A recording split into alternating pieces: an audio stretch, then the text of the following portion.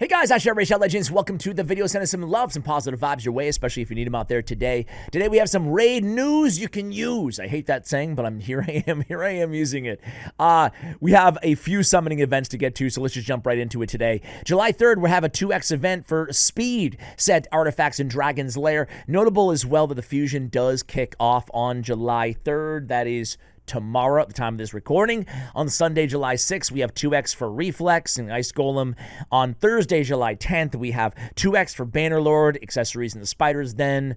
Okay. And then on Sunday, July 13th, we have a 2x for Regeneration in Fire Knight's Castle.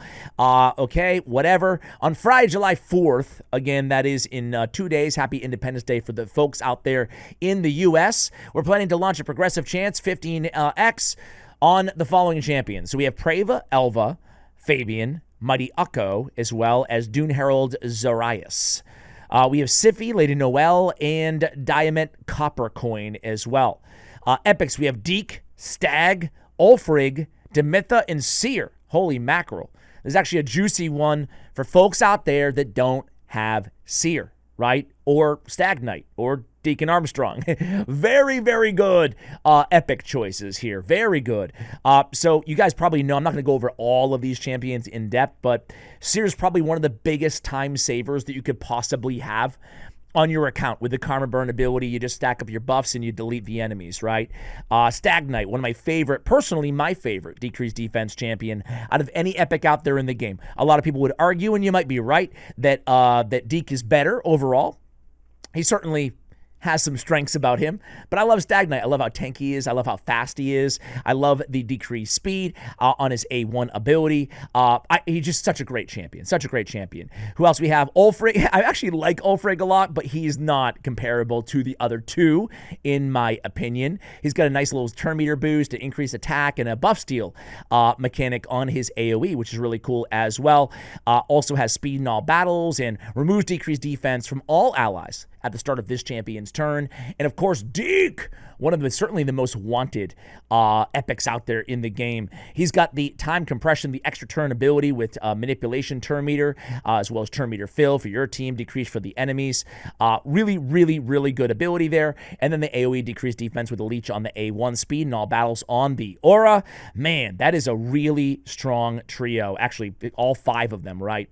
Demitha.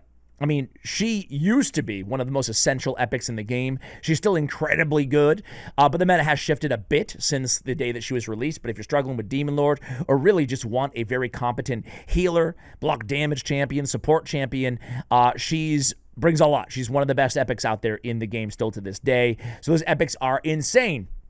On Friday, July 4th, we're planning to launch 2 events simultaneously. We're planning to launch a 2x to summon epic and legendary champions from Primal Shards. Epic and legendary primal. Where's the mythical, man? Where's the mythical? It should honestly be like I mean, I know a lot of players out there will be like, dude, there should never be even rares at all out of Primal Shards. Well, now they're never going to change that, but I almost wish that it was just a constant 2x, like jack the rates way up of legendary and epics, right? It should always be the case. They're Primal Shards. They're also going to launch a 10x to get Corrosa the Covetous from Primal Shards. So to be clear here, you still have a 0.5% chance to summon Corrosa the Covetous, right? However, that's the boss, the mythical boss, of course, from the event dungeon.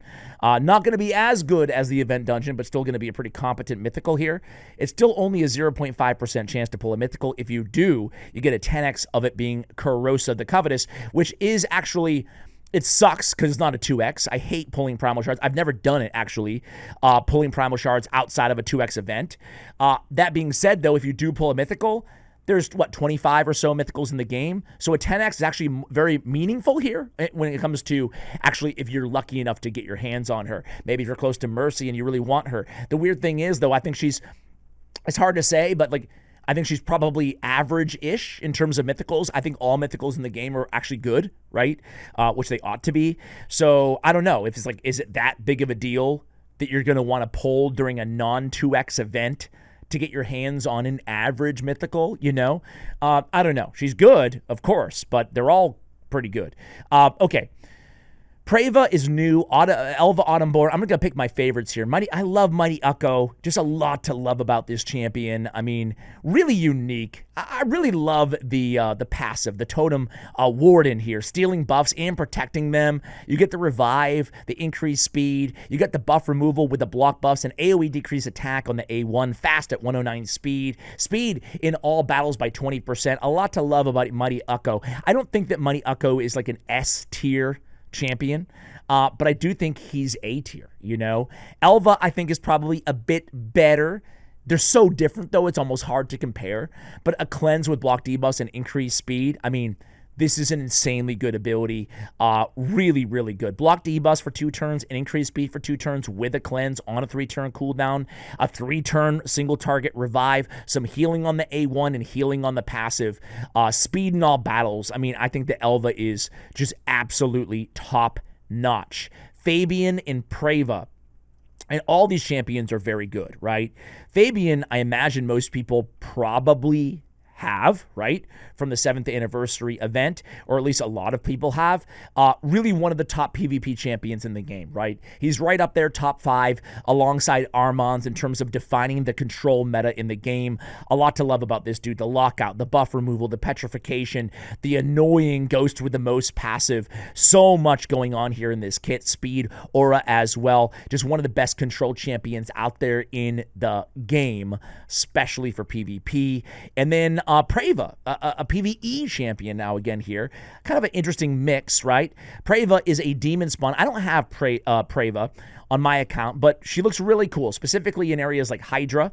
Transfers all debuffs from this champion to the target on her A1. Can't be resisted if the target's under 3 or more debuffs. This is notable when we read the rest of her kit, right?